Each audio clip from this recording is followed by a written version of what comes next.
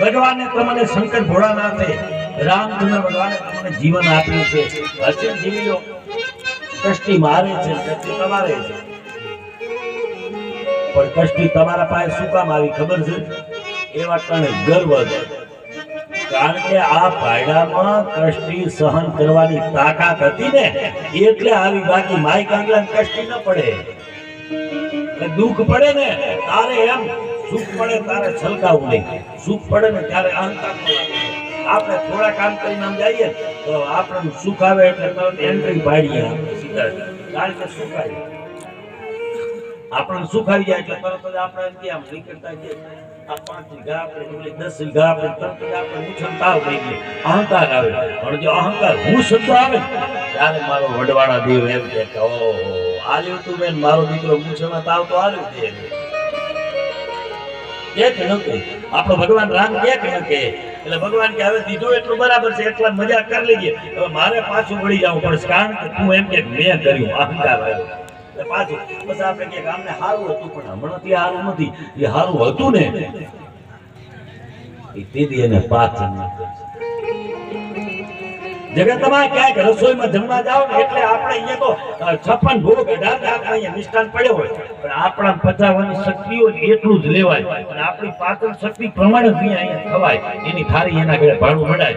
બાકી પછી હીરો પીરસ હોય ને આપણે હોયા હોયા કરતા હોય તો અજીરણ થઈ જાય, બીજાની કથા ન આવી શકાય. એક શુલ મોહી બિસરન કા ગુરુ કર કોમલ શીલ સુભાવ. એક ક્ષણ માટે મારા ગુરુએ આપેલા મંત્ર અને મારા પરમાત્મા ન ભૂલી શકો. હે સતી શંકર ભગવાન કહે છે કે ગુરુ પદ ઉપર જે મને પ્રાપ્ત થયું છે, હું ઓમકાર છું, મારે જન્મ મરણ નથી. અને હું તમને જે આપું છું તમારા ગુરુ સમજી અને તમે એનો સ્વીકાર કરો. તમે અને તમે સ્વીકાર કર્યા પછી મારા શબ્દને તમે ભાનમાં સમજો. મારા શબ્દને ખાલી તમારે સાંભળવાનો નથી, પીવાનો છે. અને એ પીધા પછી એને પાચન કરજો. અને એ પાચન કર્યા પછી એનો વિશ્વાસ રાખજો.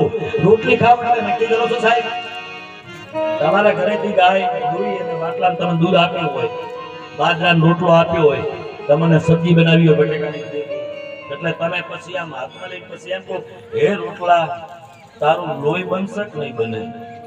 હે દૂધ તારું મારામાં લોહી બનશે કે નહીં બને? આવું કયો છો સાહેબ?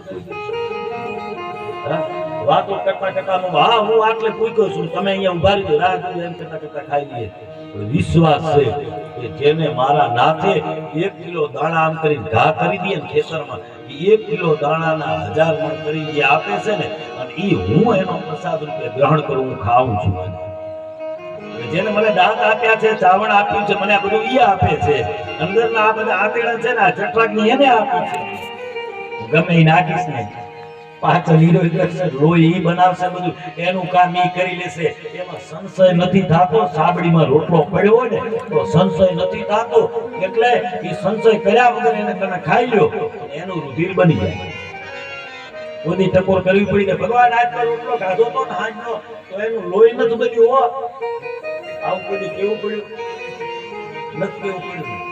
હા દૂધ 1 માટલા પીધું ને તો બાપુ એનું આજ લોહી નથી બન્યું, કઈ ચરબી બધી નથી, મંકાન મેળ આવ્યો નથી એમ કીધું. હાજ પડીને સૂરજ આથમી ગયો ને અને પછી હું પલંગમાં ઊંઘતો, પણ આજ ખબર નહીં 8 દાડાથી નીંદર આવતી નથી. ભગવાન ક્યાં ખોવાઈ ગઈ, જરા મોકલી જાવ. કેવું પડ્યું? સવાર પડે એટલે ઉઠાડી દે, માને બાપુ નીંદરમાં સુડાઈ દે. કીડિયાને ગણકોને હાથીડાને મણકો, આ જગતમાં કોઈ ભગવાન મારો નાથ ભૂખ્યા સુવા દેતો નથી, તરસ્યા કોઈને સુવા દે. અરે ભૂખ્યા જગાડે છે. હરિની હાટડીએ મારે, હરિની હાટડીએ મારે રોજ નું હટાણ.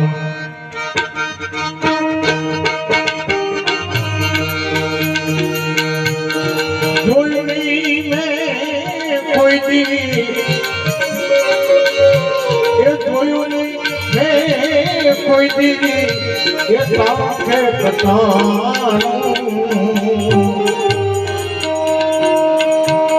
હરિની હરિની આતડીએ મારે રોજનું હટાણ હરિની આતડીએ મારે રોજનું હટાણ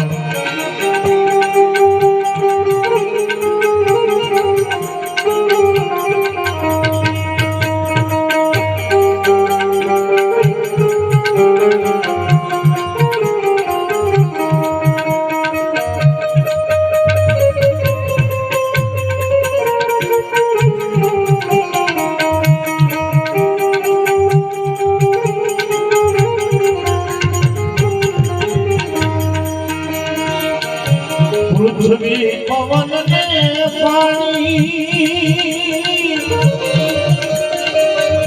સૌને આપે ઉલટયાની એ કોઈ દિન માંગ્યું ને તો એ કોઈ દિન માંગ્યું એ નારાયણે નાણું હરિની આઠડીએ મારે રોજનું હટાણ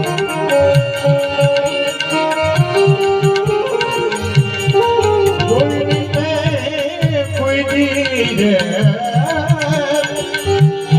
જોયું નહીં મેં કોઈ દી એ જાણો કે કટાણું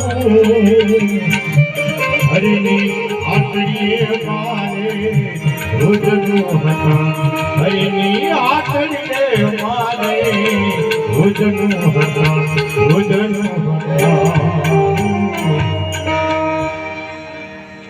હરિની આતડીએ મારે રોજનું હટાણ. ભગવાને કોઈની જોતો નથી. ભગવાન ગમે ત્યારે આપણી અપેક્ષા મુજબ છે ને, પણ આપણે પાચન શક્તિ જેટલી કરી શકીએ ને એટલું જ આપણે ઘણી વાર એમ કહીએ કોઈ મોટા વ્યક્તિને જોઈએ ને એટલે આપણે એમ થાય ભગવાન મને